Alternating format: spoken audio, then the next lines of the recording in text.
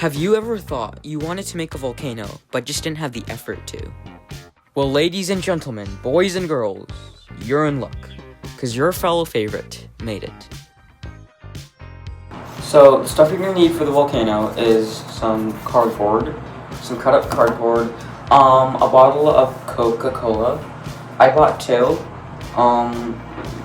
We don't talk about the missing part.